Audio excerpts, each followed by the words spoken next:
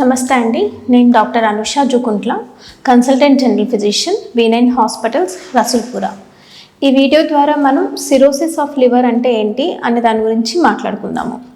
మామూలుగా లివర్ అనేది మన ఒంట్లో చాలా ముఖ్యమైన ఆర్గన్ అన్నమాట. ఈ లివర్ చేసే ఫంక్షన్స్ ఏంటి అని ఆలోచిస్తే మోస్ట్లీ ఏంటంటే ఇది ప్రోటీన్స్ని ప్రొడ్యూస్ చేస్తూ ఉంటుంది. దాని తర్వాత క్లాటింగ్ ఫ్యాక్టర్స్ని ఈ లివర్ అనేది ప్రొడ్యూస్ చేస్తూ ఉంటుంది. ఇంకా ఏంటంటే ఒంట్లో ఏదైనా విష పదార్థాలు కానీ టాక్సిక్ మెటబలైట్స్ అంటాము, అలాంటివి మెటబలైజ్ చేయడానికి ఈ లివర్ అనేది ముఖ్య పాత్ర అనేది పోషిస్తూ ఉంటుంది. ఇట్లా థౌజండ్స్ ఆఫ్ మెకానిజమ్స్, ఫంక్షన్స్ ఈ లివర్లో మనకి జరుగుతూ ఉంటుంది. సో సిరోసిస్ ఆఫ్ లివర్ అంటే ఏంటి అంటే లివర్లో కొన్ని చిన్న చిన్న సెల్స్ అనేవి ఉంటాయి, కఫర్ సెల్స్ అంటాం వాటిని.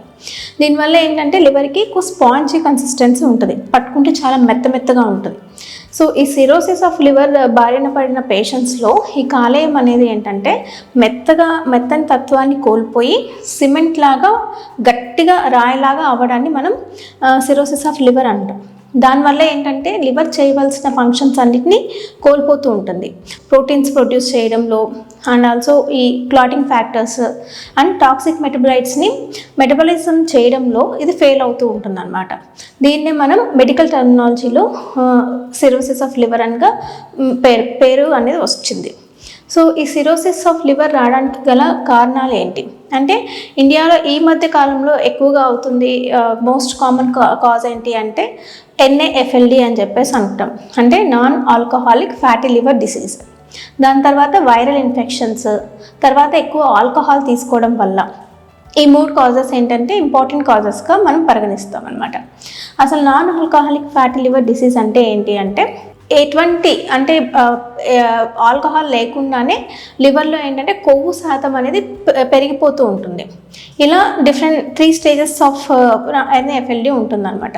ఫస్ట్ స్టేజ్ ఏంటంటే ఫ్యాటీ లివర్, దాని తర్వాత హెపటైటిస్ ఉంటుంది, దాని తర్వాత ఏంటంటే సిరోసిస్ ఆఫ్ లివర్. ఈ 3 స్టేజెస్ని మనం NAFLDలో చూస్తాము.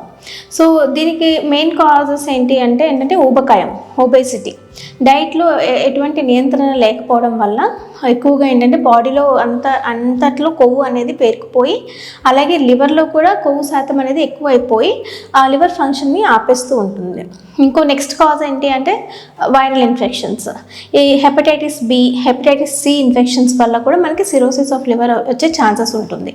దాని తర్వాత ఆల్కహాలిజం, రోజు ఎక్కువ క్వాంటిటీస్ ఆఫ్ ఆల్కహాల్ అనేది రోజు కన్స్యూమ్ చేయడం వల్ల ఈ లివర్ సెల్స్ అనేవి దెబ్బతిని దాని ఒక ఫంక్షన్స్ కోల్పోతూ ఉంటుంది అనమాట. దానివల్ల సిరోసిస్ ఆఫ్ లివర్ వచ్చే ఛాన్స్ ఉంది. సరే, ఈ సిరోసిస్ ఆఫ్ లివర్ రావడం వల్ల ఏంటి ఇబ్బంది అంటే ఇందులో ఇది చాలా శాతం వరకు క్యాన్సర్గా కన్వర్ట్ అయ్యే ఛాన్సెస్ అయితే ఉన్నాయండి.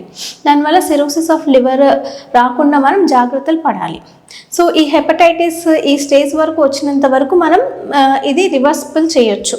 అంటే మనం ఆల్కహాల్ ఆపేయడం వల్ల కానీ, లేదంటే ఏదైనా వైరల్ ఇన్ఫెక్షన్ వచ్చినప్పుడు దాన్ని కనుగొని దానికి సరైన ట్రీట్మెంట్ తీసుకోవడం వల్ల కానీ, లేదు ఊబకాయం ఉన్న పేషెంట్స్లో కానీ ఎక్కువగా ఎక్సర్సైజెస్ అవి చేస్తూ ఉండడం వల్ల ఇది రివర్స్ అయిపోతూ ఉంటుంది. వన్స్ అది సిరోసిస్గా కనుక కన్వర్ట్ అయినట్లయితే మనం దాన్ని రివర్స్ చేయడానికి ఎటువంటి ఛాన్సెస్ అనేది ఉండదు. సో మెయిన్లీ ఏంటంటే ట్రీట్మెంట్ మనం లివర్ని ట్రాన్స్ప్లాంట్ చేస్తాం, అదే దానికి అల్టిమేట్ ట్రీట్మెంట్గా మనం భావిస్తూ ఉంటాం అన్నమాట. సో ఇది రాకుండా మనం ఏం చేయాలి అంటే కనుక ముందుగా మాట్లాడుకున్నట్లు డైట్లో నియంత్రణ ఉండాలి. సో ఆ డైట్లో ఏమేమి తీసుకోవాలి అంటే ఎక్కువగా ఆకుకూరలు, కూరగాయలు, ఫ్రూట్స్, అలాగే రోజుకి ఏంటంటే 30 మినిట్స్ వరకు మనకి ఎక్సర్సైజ్ అనేది ఉండాలి. అదేదో త్రూ వాకింగ్ ద్వారా కానీ, లేదు ఏదంటే జిమ్కి వెళ్ళి కానీ, అట్లా ఫిజికల్ యాక్టివిటీ అనేది బాడీలో ఎక్కువగా ఉండాల్సి వస్తుంటుంది. ఆల్కహాల్ ఎక్కువగా తీసుకునే వాళ్ళు దాన్ని క్రమబద్ధంగా క్వాంటిటీ తగ్గించుకుంటూ ఉండడం వల్ల ఈ సిరోసిస్ ఆఫ్ లివర్ బారిన పడకుండా మనని మనం జాగ్రత్తగా కాపాడుకున్న వాళ్ళం అవుతాం. Thank you.